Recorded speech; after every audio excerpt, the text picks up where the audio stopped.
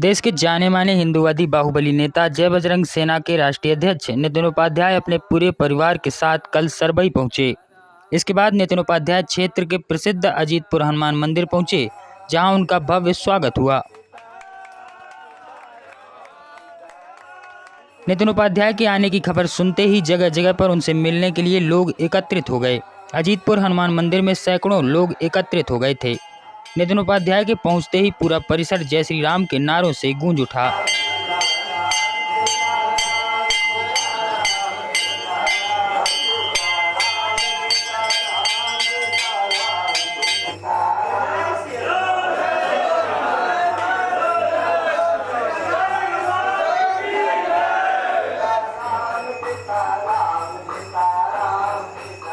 अजीतपुर मंदिर के बाबाजी त्रिशूलगिरी महाराज ने नितिन उपाध्याय का पुष्पमाला पहनाकर स्वागत किया।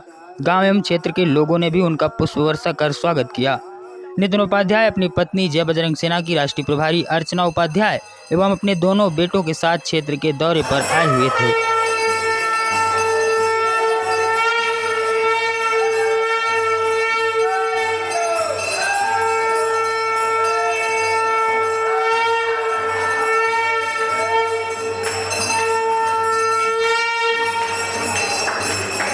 बाबाजी त्रिशूलगिरी महाराज ने मंदिर विकास समिति का गठन किया और नितिन उपाध्याय को उसका संरक्षक बनाने की घोषणा की। नितिन उपाध्याय ने इस स्वागत के लिए सभी क्षेत्रवासियों का आभार प्रकट किया और कहा कि इस मंदिर के विकास के लिए हमसे जितना हो सकेगा हम करेंगे।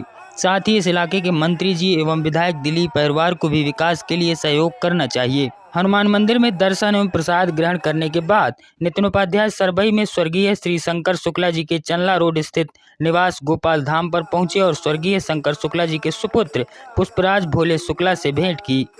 सरबई से रात्रि करीब 12 बजे नितिन उपाध्याय अपने काफिले के साथ पन्ना और सतना के लिए रवाना हो गए, जहां वे बुधवार को अपने होने वाले कार्यक्रमों में शामिल होंगे। ब्यूरो रिपोर्ट, जनता वाणी।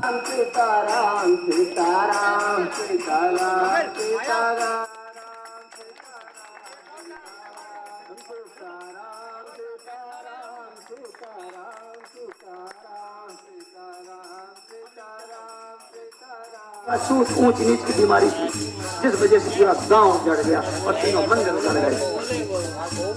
उजड़ने का कारण यही था, वीरान हो गया। 500-600 साल यहाँ कोई नहीं आया, जंगल हो गया। पेड़ सब घूमते थे यहाँ पर धीरे धीरे क्रिकेट ने 4-37 सना को प्रणाम करते हुए इस पवित्र धरा को नमन करता हूँ और हमारे महाराज जी को दंडवत प्रणाम करता हूँ। ये मेरा सौभाग्य है कि महाराज जी के माध्यम से मैंने वीर बजरंगबली के दर्शन किए और उसके साथ ही आप सभी के दर्शन किए। रामायण में एक चौपाई है, सिया राम मैं सब जग जानी करहूं प्रणाम। तो मेरा सभी को प्रणाम। रामचरितमानस गोस्वामी तुलसीदास जी ने लिखी थी और उसमें पूरी रामचरितमानस में कहीं भी जात पात का भेदभाव नहीं है।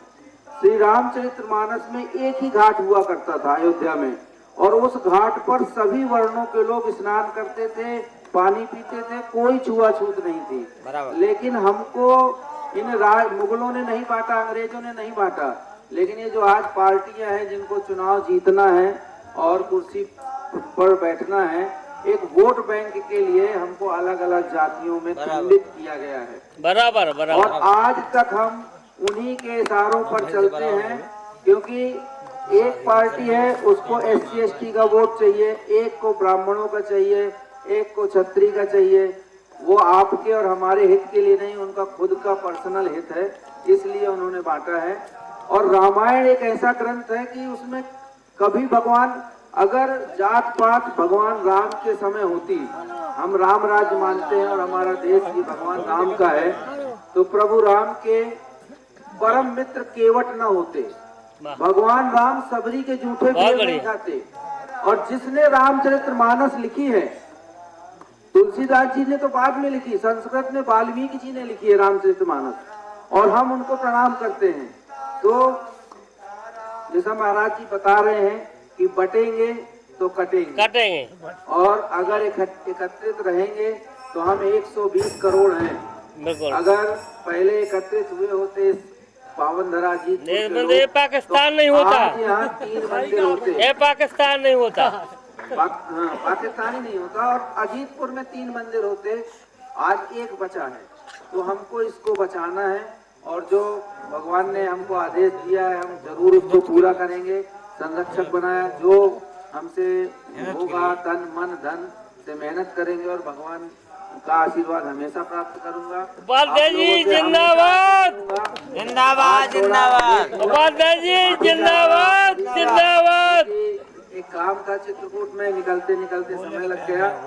और मैं तो उसको हिंदू मानता हूँ जिसके घर में रामायण है, जो तिलक लगाता है। देखिए रामायण दूसरे ग्रंथ है, लोग बोलते हैं इसको पढ़ना नहीं चाहिए, इसको ब्राह्मण ही पढ़ सकता है, ऐसा नहीं है। रामायण को हर जाति का व्यक्ति अपने घर में रख सकता है, उसका पूजा कर सकता है और उसका पाठ कर सकता है। और जो रामायण नहीं पढ़ता या जिसके घर में रामायण नहीं है, हम चलेंगे तो हमेशा एक रहेंगे और संगठित रहेंगे तो ताकत रहेगी। आज ये आप सभी लोगों के संगठन की ताकत है 33 पंचायतों की। नहीं तो यहाँ ना कोई मंत्री आता, ना कोई डीपी लगवाता। बाबा जी अनशन करते रहते और क्या मालूम बचते नहीं बचते। लेकिन आप सभी की ताकत है, ये सभी पंचायतों की ताकत है, सभी लोगों की ताकत है कि उस मंत्री जी को, यहाँ के प्रदेश अध्यक्ष को या सरकार को विवश होना पड़ा और आप लोगों की मांग मानी। और आज यहाँ लाइट है, नहीं तो अंधेरे में सीताराम होता था। तो ये सब भगवान का प्रताप है। सभी को मेरा प्रणाम। जय श्री राम। कि आप अगर भगवान की चाहे मंत्री जी हो, चाहे विधायक जी हो, चाहे सांसद जी हो, अगर आप भगवान का पूजा पाठ करेंगे और उनके लिए कुछ सरकारी खर्च करेंगे, अपनी जेब से नहीं करना है।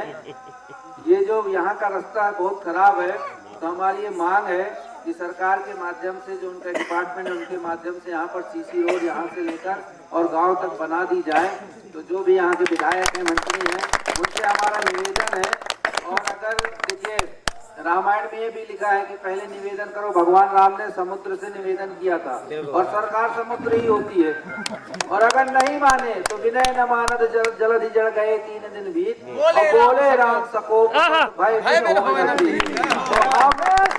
छतरपुर को अगर महीना 2 महीना वो समय ले, मैं बात भी करूंगा और हम पत्र भी देंगे आपकी कमेटी के माध्यम से भी। एक जिला अधिकारी महोदय को और यहाँ के विधायक सांसद जी को पत्र देते हैं। अगर महीना 2 महीना में नहीं करेंगे तो इस गांव में छतरपुर से कोई रास्ता नहीं आएगी। हम पूरे छतरपुर को ब्लॉक करेंगे और पदाधिकारी छतरपुर में आंदोलन करेंगे, रास्ता ब्लॉक करेंगे। जब अजीतपुर में रोड नहीं बन सकती तो छतरपुर वालों को भी रोड पे चलने का अधिकार नहीं है, क्योंकि इसी के साथ जय श्री राम। आशा है कि जल्दी यहाँ के उच्च अधिकारियों को ये बात पहुँचे और यहाँ सीसी रोड का निर्माण जल्दी ही कराया जाए। जय श्री राम। जय बजरंग दल। जय बजरंग